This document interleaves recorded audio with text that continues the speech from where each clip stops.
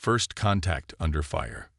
Kai Nomura adjusted the strap of his pulse rifle as he scanned the amber horizon of Proxima B7. The gas giant's largest moon hung low in the sky, casting long shadows across the tangled vegetation of the border zone.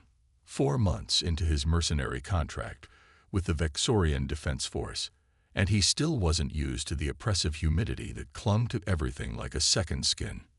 Your thermal optics functioning properly, human. The gravelly voice of Trill, his Vexorian patrol partner, broke the silence.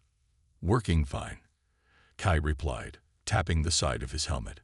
Nothing moving out there except local fauna. Trill made a skeptical clicking sound with his mandibles. The 7-foot-tall insectoid alien's carapace glistened with iridescent blues and greens under the alien sunlight. His 4 compound eyes swiveled independently, constantly scanning different sectors of the dense undergrowth. The Marduk have been probing this sector all week, Trill said. Intelligence reports at least 3 infiltration teams crossed the neutral zone yesterday. Kai nodded, sliding down the embankment toward a small clearing. Then we better find them before they plant more of those fusion mines. The human and Vexorian had been assigned to border patrol for the last 2 weeks, ever since the Marduk Collective had launched a surprise attack on 3 Vexorian outposts. This moon, a strategically useless rock as far as Kai could tell, had become the latest flashpoint in a territorial dispute that predated humanity's entry into galactic politics by several centuries. As they moved through the dense undergrowth, Kai noticed something unusual. A patch of crushed vegetation led away from their patrol route, not toward the Marduk lines, but deeper into the contested territory. "Look here," he whispered, kneeling to examine the trail. Something moved through recently, too systematic for local wildlife. Trill's antennae twitched as he studied the path. Could be a Marduk scout. We should follow. They tracked the trail for nearly a kilometer before it abruptly ended at the mouth of a small cave. Kai raised his fist, signaling a halt, then slowly advanced toward the dark opening. Thermal scanner active. "I'm picking up a heat signature," he whispered. "But it's strange. Not matching Marduk biopatterns." A soft chittering sound emanated from within the cave. Trill immediately raised his plasma cannon, the weapon humming as it charged. "Wait," Kai said, placing a hand on the alien's weapon. "Let me check first." Ignoring Trill's protests, Kai activated his helmet lamp and peered into the darkness. 2 reflective eyes blinked back at him from the shadows, followed by a sound somewhere between a purr and a hiss. "What in the 7 moons is that?" Trill demanded, mandibles clicking in agitation. The creature inched forward into the light. It resembled nothing Kai had ever seen, about the size of a Terran house cat, but with 6 spindly legs ending in delicate claws. Its body was covered in iridescent scales that shifted color with each movement. Most striking were its eyes, large, intelligent, and unmistakably fearful. "It's just a local animal," Kai said, lowering his weapon, "probably hiding from predators." Trill made a dismissive gesture. "We're not here to catalog wildlife, human. The Marduk could be setting up artillery positions while you're cooing over vermin." "It's injured," Kai noticed, pointing to a dark green fluid seeping from a wound on the creature's side. "Plasma burn. Marduk weapons." That caught Trill's attention. "You think it encountered enemy forces?" Kai nodded, then reached into his ration pack and pulled out a protein bar.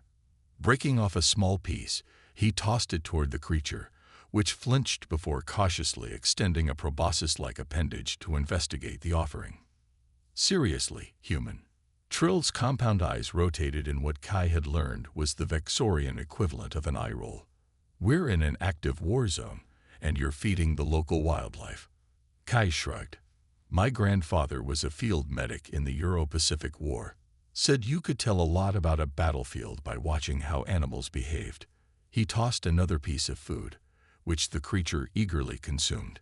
"They avoid areas where soldiers set up ambushes or plant explosives." As if to prove his point, the creature suddenly stiffened, its scales shifting to a deep crimson. It made a high-pitched keening sound before darting back into the cave. A heartbeat later, Kay's motion sensors blared a warning. Contact. 3 o'clock, 200 meters. They barely made it to cover before plasma bolts scorched the ground where they'd been standing. Through the smoke, Kai glimpsed the distinctive silhouettes of Marduk combat suits, hulking, four-armed figures wielding devastating fusion cannons. Command, this is Patrol 7. Trill transmitted, his voice steady despite the barrage. We're under fire near grid point Epsilon, requesting immediate support. Kai returned fire, his pulse rifle's projectiles designed to disrupt the Marduk's energy shields. I count at least 5 hostiles. Looks like a forward reconnaissance unit. The firefight intensified as more Marduk soldiers emerged from the tree line.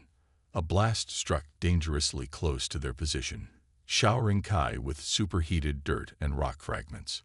We need to fall back, Trill shouted over the din. Reinforcements are 8 minutes out. Kai nodded, providing covering fire as they began a tactical retreat. Through his visor's enhanced display, he spotted movement from the cave, the small creature darting between the chaos, seemingly unnoticed by the Marduk forces. To his astonishment, the creature paused at the edge of the battlefield, turned to look directly at Kai, then scampered off in the opposite direction of the Marduk advance. Trill, this way, Kai called, following his instinct and the creature's path. You're following that thing.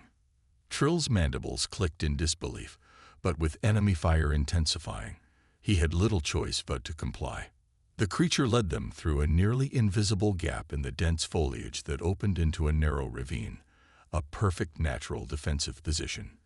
They took up positions behind large boulders just as the first Marduk soldiers crashed through the vegetation in pursuit. From their new vantage point, Kai and Trill had the advantage. Their combined fire dropped 2 Marduk soldiers before the others retreated to regroup. How did you know about this position? Trill asked, reloading his weapon. Kai gestured toward the creature, which now perched on a nearby rock, grooming its wounded side. I didn't. It did. Trill stared at the small animal, his alien features unreadable. That's impossible. It's just a mindless beast. Maybe not so mindless, Kai replied. The Marduk shot it, and it led us away from their ambush. Before Trill could respond, their comms crackled to life. Patrol 7, this is Vanguard Actual.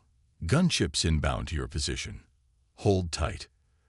The sound of Vexorian engines soon filled the air as combat dropships roared overhead, forcing the Marduk forces into full retreat. Medical and support personnel rappelled down to secure the area, marking the end of the immediate threat. As a field medic approached to check Kai for injuries, he noticed the creature still watching from its perch, seemingly unconcerned by the new arrivals.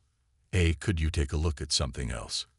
Kai asked the medic, pointing toward the animal. It's got a plasma burn. The Vexorian medic chittered in surprise. You want me to treat that? It saved our lives, Kai insisted.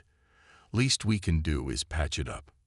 With reluctance, the medic approached the creature, which remained surprisingly docile during treatment. As the medic applied a regenerative gel to its wound, Kai noticed something unusual, markings on its scales that seemed almost like engineered patterns rather than natural coloration. Have you ever seen anything like this before? He asked Trill, who had been observing with growing curiosity. Never, the Vexorian admitted, but there are reports of unusual wildlife encounters from other patrol units. Command dismisses them as fatigue-induced hallucinations. Kai watched as the creature flexed its healed side, scales shimmering with colors that seemed to form and reform into complex patterns. I don't think this is a hallucination, and I don't think this is just an animal.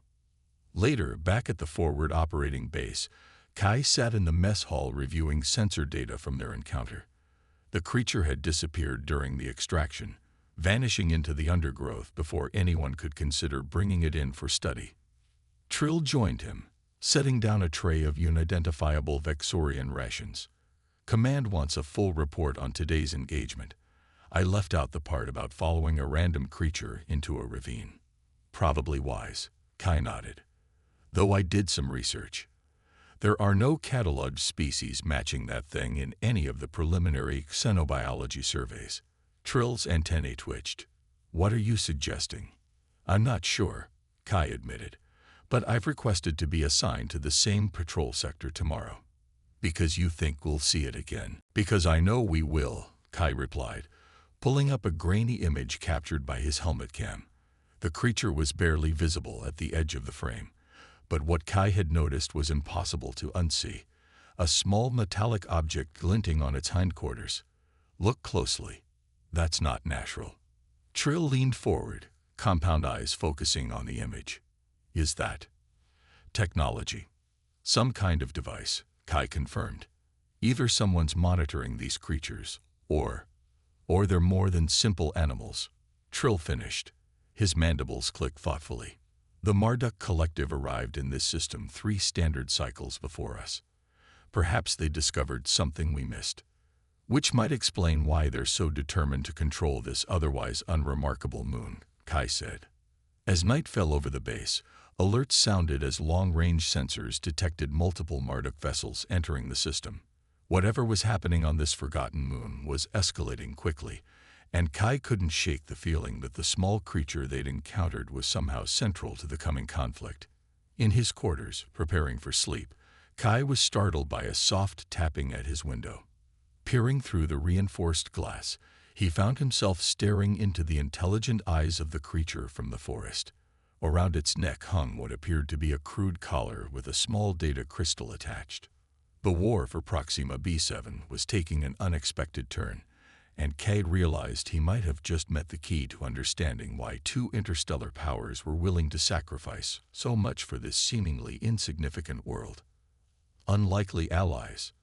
Dawn broke over the Vexorian forward operating base as alarms blared through the compound. Kai jerked awake, reaching for his sidearm before remembering where he was. The creature that had appeared at his window during the night was gone, but the small data crystal it had delivered lay on his bedside table, glinting in the artificial light. All personnel to battle stations. Marduk forces have breached the northern perimeter. The announcement echoed through the corridors as Kai quickly donned his combat gear. He hesitated for a moment before pocketing the mysterious crystal. There wasn't time to analyze it now, but he wasn't about to leave it behind. The corridor outside his quarters was chaos. Vexorian soldiers rushing to defensive positions, medics preparing for casualties. Kai caught sight of Trill directing a squad of heavy weapons specialists. "What's the situation?" Kai asked, falling in beside his patrol partner. Trill's compound eyes swiveled toward him. The Marduk launched a coordinated attack at dawn. 3 battalions with air support. They're pushing harder than we've ever seen. For a worthless moon. Kai shook his head. Doesn't make sense. Unless it isn't worthless, Trill replied. Command has ordered us to hold the line at all costs. They reached the command center, a reinforced bunker humming with activity. Tactical displays showed the rapid Marduk advance, faster and more determined than any previous engagement. Commander Vexron, the base's senior officer, acknowledged them with a curt nod. The commander's battle-scarred carapace spoke of countless campaigns, and the cybernetic replacement for one of his missing limbs pulsed with energy as he manipulated the holographic display. Nomura, Trill, I need your patrol on the eastern ridge. Intelligence suggests the Marduk are searching for something in Sector 7. That's where you encountered their advance team yesterday. Kai exchanged a meaningful glance with Trill. Sector 7 was where they'd met the strange creature.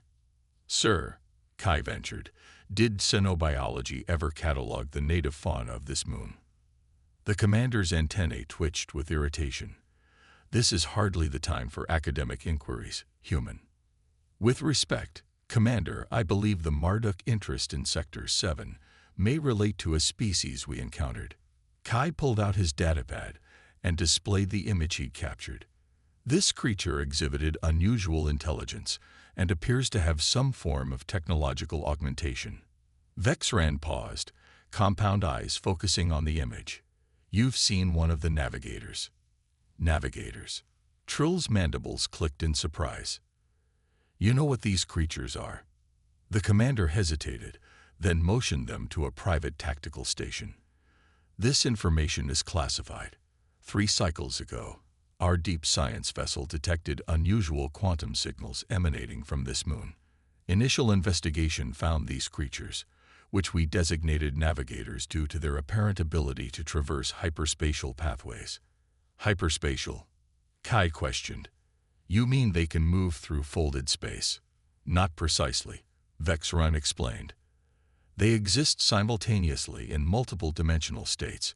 Our scientists theorize they evolved this ability to escape predators, but the military applications are significant. Trill's antennae quivered.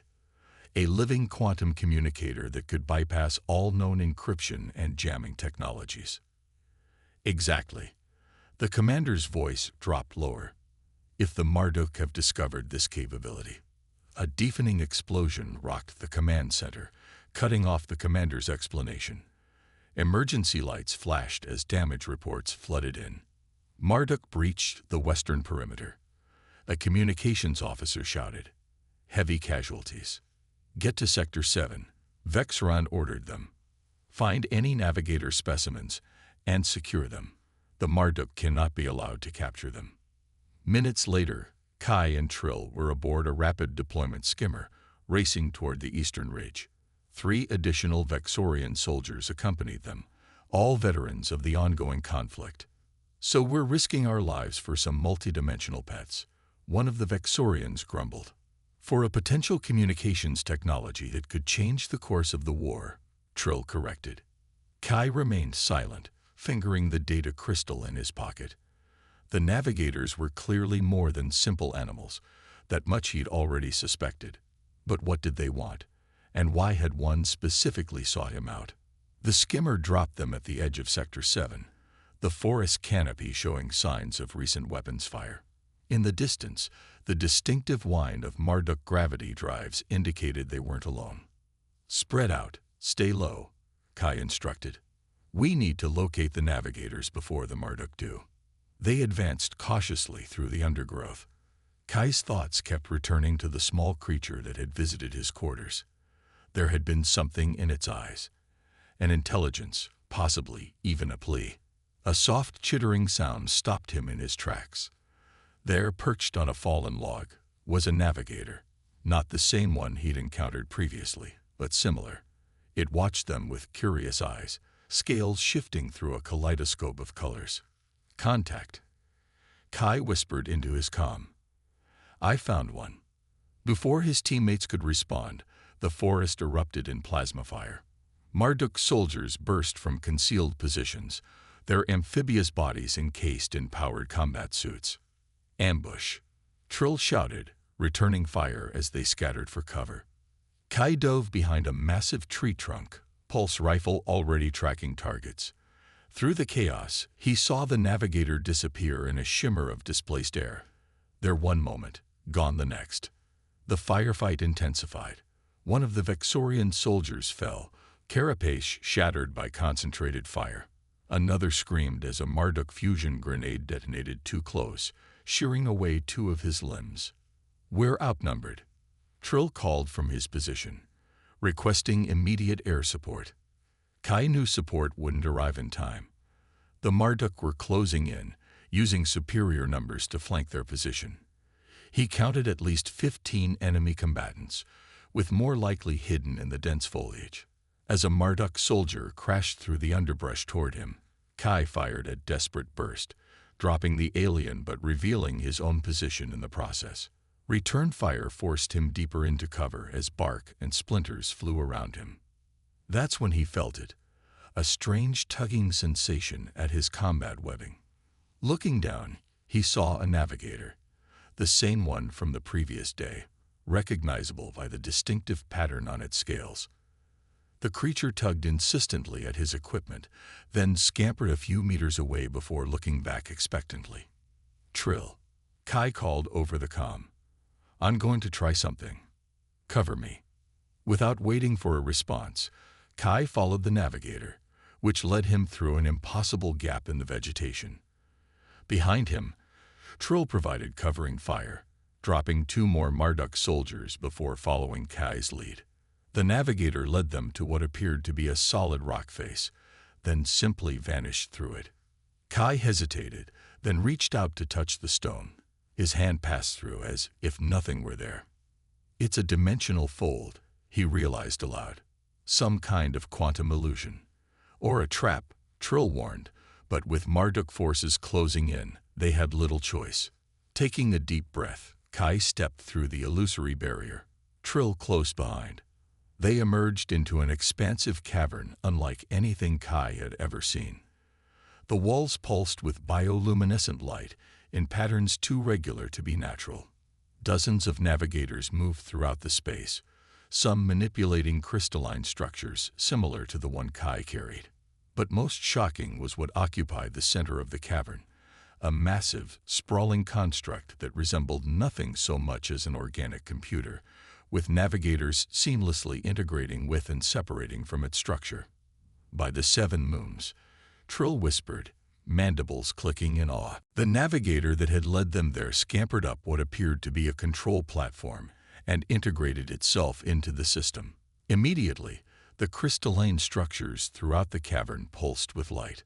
A holographic projection formed in front of them, crude at first, then refining into recognizable symbols. Vexorian script interspersed with human standard.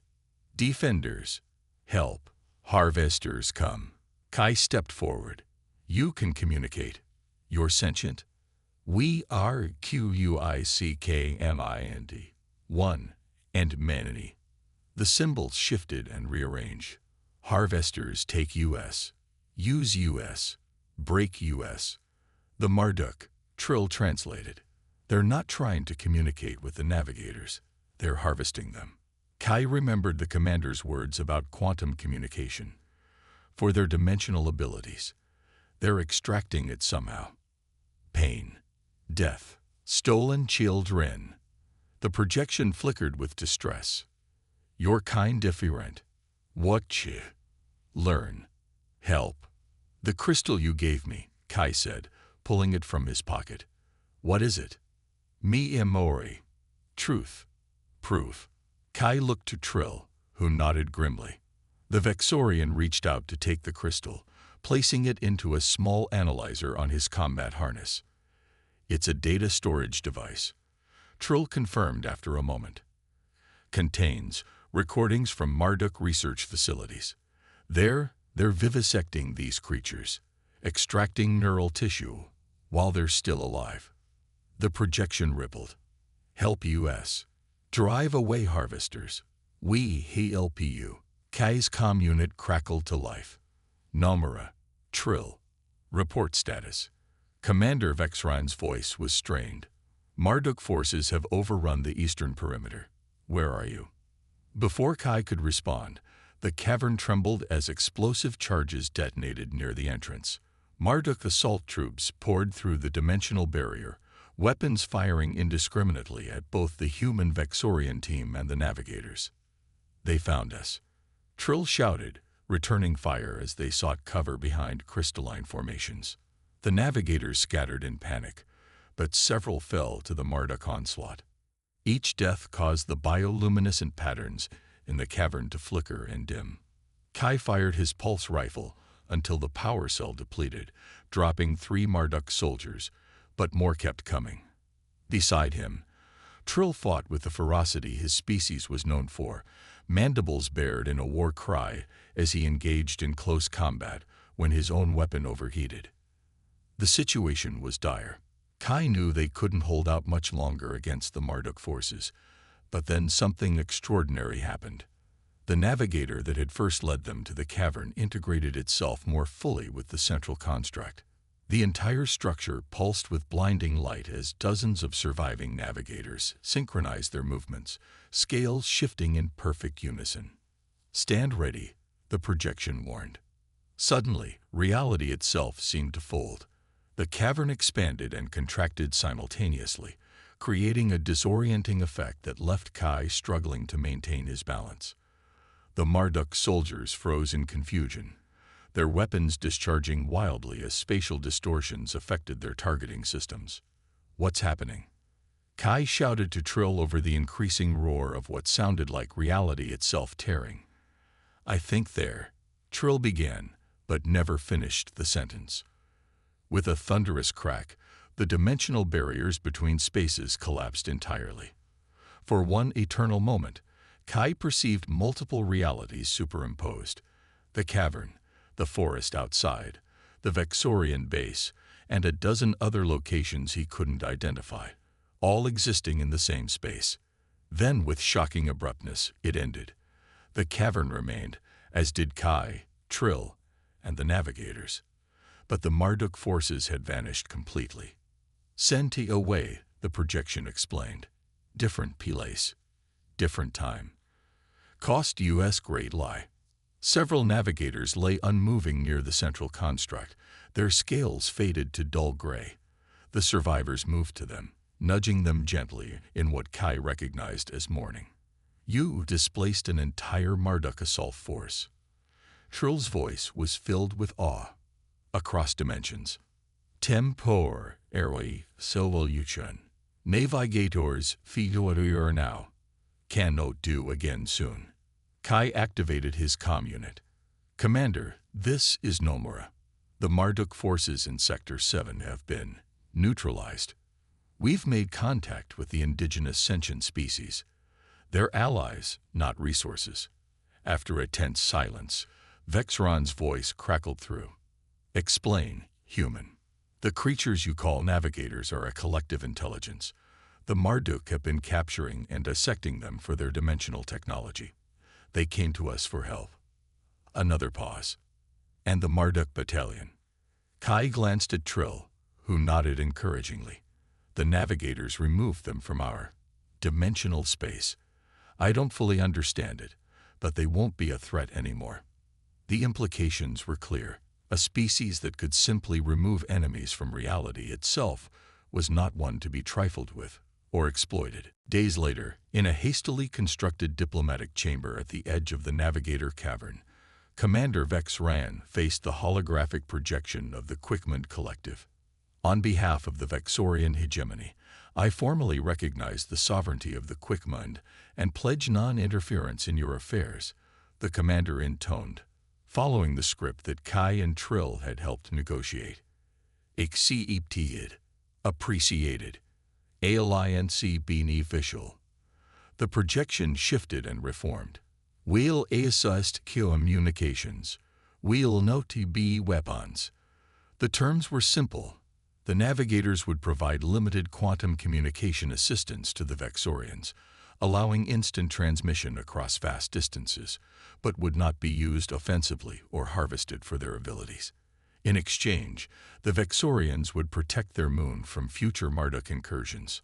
As the formal ceremony concluded, Kai noticed his navigator friend, whom he'd begun calling Spark, due to the distinctive electrical pattern on its scales, watching him from a nearby crystalline formation.